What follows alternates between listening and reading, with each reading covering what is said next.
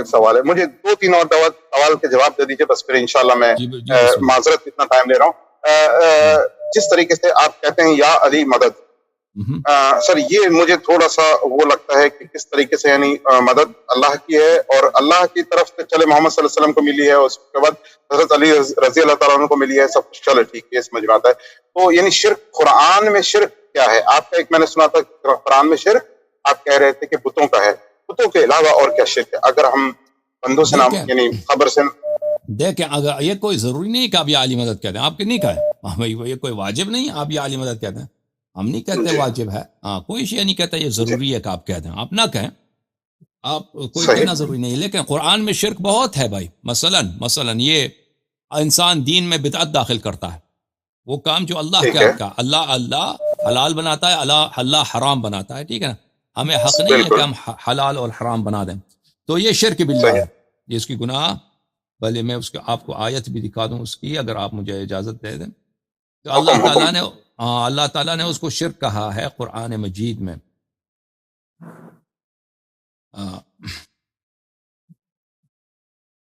یہ آیت آ گئی بھائی.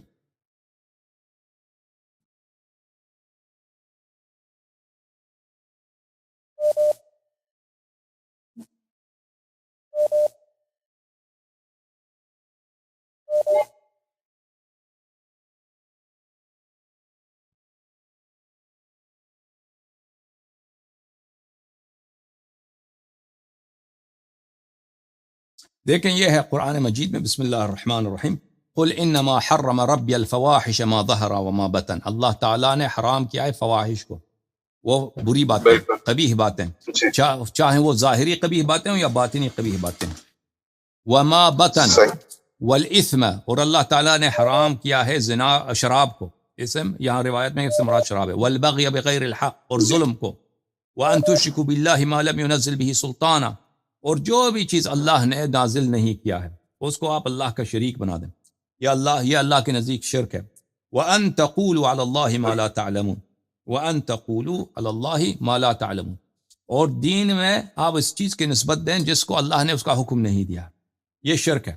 اچھا آپ کی مزید آپ کی خدمت میں عرض کریں.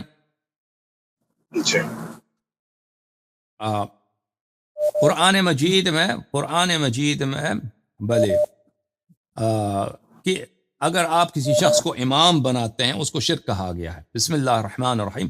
وَرَبُّكَ يَخْلُقُ مَا يَشَاءُ وَيَخْتَارُ مَا كَانَ لَهُمُ الْخِيَرَةُ سُبْحَانَهُ وَتَعَالَى عَمَّا يُشْرِكُونَ. فرمایا کہ لوگوں کو امام بنانے کا اختیار نہیں ہے، اللہ خلق کرتا ہے، اللہ اختیار کرتا ہے، لوگوں کو امام بنانے کا حق نہیں. اور تیرا رب بلندر ہے اور منزہ ہے اس سے کہ آپ اس کے ساتھ کسی کو شریک بنائیں. پتہ یہ چلا کہ اگر آپ کسی شخص کو امام بناتے ہیں جس کو اللہ نے امام نہیں بنایا ہے، یہ شرک باللہ ہے، یہ شرک باللہ. تو شرک کے مختلف آیات ہیں، ان آیات کے متعلق روایات ہمارے پاس موجود ہیں جن میں تعویل موجود ہے کہ مختلف چیزیں شرک ہیں. لیکن غیر اللہ کی آپ عبادت کریں یا غیر اللہ کو وہ چیزیں جو اللہ کے لیے مخصوص ہیں اس کو اللہ اس سے نسبت دے دیں تو یہ شرک باللہ ہے. لیکن وہ چیز جو اللہ کے لیے مخصوص نہیں ہے اللہ سے مدد لینا، یہ شرک نہیں ہے. جی جناب. تو حضرت علی سے اگر یعنی آپ کا دل چاہے، آپ چاہتے ہوں کہ کچھ بات کریں یا مدد مانگیں، تو یہ بات آپ کے نزدیک صحیح ہے غلط ہے؟ میرے نزدیک بالکل صحیح ہے. ٹھیک ہے، اور یہ شرک میں نہیں آتا؟ نہیں، بالکل شرک میں نہیں آتا.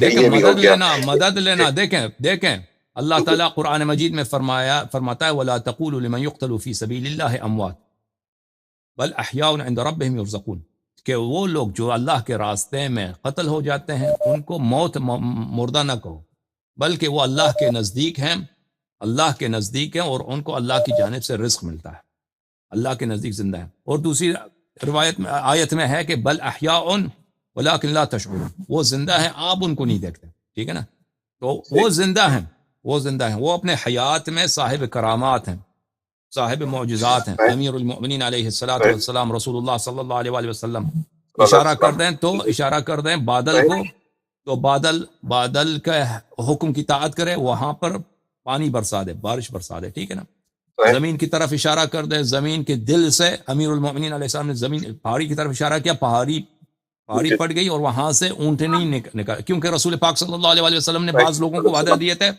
ہاں کہ میں آپ کو اونٹنی دوں گا، تو وہ نبی صلی اللہ علیہ وسلم کے وفات کے بعد آ گئے اور انہوں نے کہا کہ پیغمبر صلی اللہ علیہ وسلم نے ہمیں وعدہ دیا تھا کہ ہمیں اس طرح 80 اونٹ دیں گے جو لال رنگ کے اونٹ ہوں۔ تو امیر المؤمنین علیہ السلام نے پہاڑ کی طرف اشارہ کیا، پہاڑ پٹ گئی، وہاں سے 80 اونٹیں نکل آئی۔ تو اس طرح تو ان کے ہاں ان کی یہ خدا نہیں ہے، یہ اللہ نہیں، اللہ نے ان کو یہ کرامات دیا، معجزات دیے ہیں، ٹھیک ہے نا۔ ہمارے نبی صلی اللہ علیہ وآلہ وسلم کے بہت سارے معجزات ہیں، ہاں پتھر کنکر جو ہیں ان کے ہاتھ میں تسبیح پڑھتے تھے۔ تو یہ مرنے کے بعد زندہ ہیں، یہ اس طرح نہیں کہ مر گئے ہیں، یہ مرنے کے بعد بھی زندہ ہیں۔ ہم نماز میں ان کو سلام دیتے ہیں، السلام علیکہ ایھا النبی، تو یہ زندہ ہے، ہاں یہ زندہ ہے۔